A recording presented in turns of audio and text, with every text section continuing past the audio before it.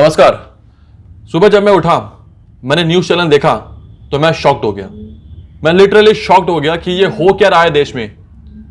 अर्नब गोस्वामी जो Republic media के head है, चीफ है, उनके घर पुलिस आती है और उनको पकड़कर ले जाती है।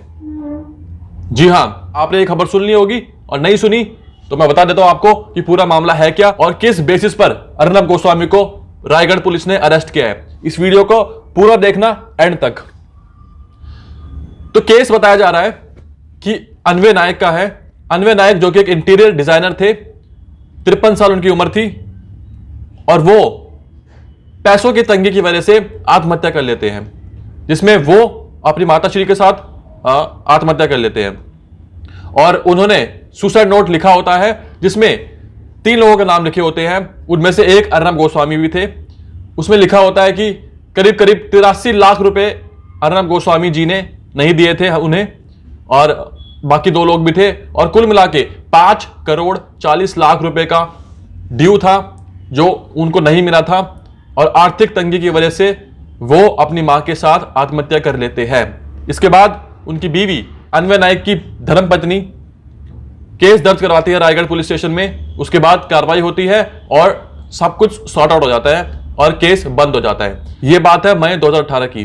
केस बंद हो जाता है और सब कुछ बैक ऑन ट्रैक हो जाता है। उसके बाद आज अचानक से सुबह पुलिस आती है और अर्नब गोस्वामी घर में घुसकर उनको अरेस्ट कर लेती है। अर्नब गोस्वामी के ऊपर जिन धाराओं के तहत केस हुआ है वो है section 306 and section 34 of IPC Indian penal code. यह रही बात कि क्या मुद्दा है।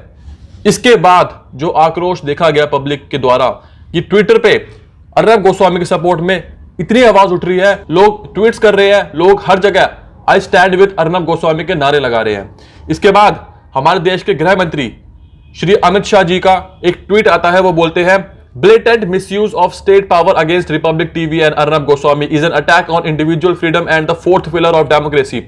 It reminds us of the emergency. This attack on free press must be and will be opposed. जो लोकतंत्र का चौथा स्तंभ है मीडिया, उनके ऊपर जिस तरीके से अटैक किया गया है वो निंदनीय है। इसके बाद संबित पात्रा जी का ट्वीट आता है। वो बोलते हैं, आज जो अर्नब गोस्वामी के साथ हुआ वो कल आपके साथ भी हो सकता है यदि आप असत्य के खिलाफ आवाज नहीं उठाते। पूर्व मुख्यमंत्री महाराष्ट्र के रह चुके देवेंद्र फडणवीस जी ने भी ये बात बोली है। Although emergency was defeated in 1977, the mentality is still alive. Today, supporters of emergency displaying the same undemocratic brutality to crush any voice of dissent. India has always fought such forces and struggle will continue. तो ये था पूरा मामला। और अभी हाल ही में मैं देख रहा था न्यूज चैनल, तो उसमें फुटेजेस दिखा रहे थे कि अर्नब गोस्वामी की आवाज आ रही है कि मुझे मारा गया है। वो बोलते हुए दिखाई दे रहे कि मुझे मारा गया है, मेरे साथ फिजिकल असॉल्ट हुआ है। ये बात अर्नब गोस्वामी चीख चीख कर बोल रहे हैं। आज जब मैं सुबह उठा था तो मैं इतना शॉक्ड हो गया कि ये हो क्या रहा है, आखिर ये चल क्या रहा है। ये सवाल मैं खुद से और आप लोगों से पूछना चाहता हूं कि क्या हम एक लोकतांत्रिक देश में रह रहे हैं? क्या हमें अभिव्यक्ति की आजादी है? क्या हम अपनी बात खुलकर रख सकते हैं? क्या हम अन्याय के खिलाफ आवाज उठा सकते हैं? क्या कर सकते हैं हम कर क्या सकते हैं? मुझे कुछ समझ में नहीं आ रहा है। मैं आप लोगों के ऊपर छोड़ रहा हूं। मुझे आप लोग ही बता दो यार कि हम करें क्या? क्या करें? किसको बोले? किससे गुजारिश करें? मैं चाहता हूं कि सेंट्रल गवर्नमेंट कुछ कदम उठाए।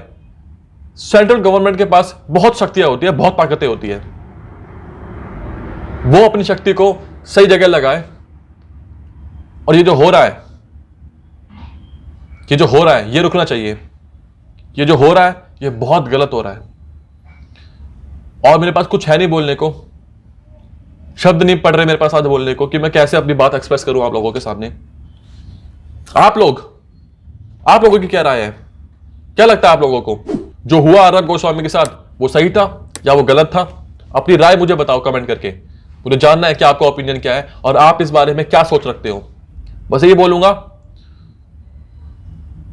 कि सत्य परेशान हो सकता है लेकिन पराजित नहीं। आप और मैं लड़ते रहेंगे, अन्याय के खिलाफ आवाज उठाते रहेंगे और सबकी आवाज बनेंगे जो अपनी आवाज उठा नहीं पाते। किसी भी वजह से। तब तक के लिए I stand with Arnab Goswami.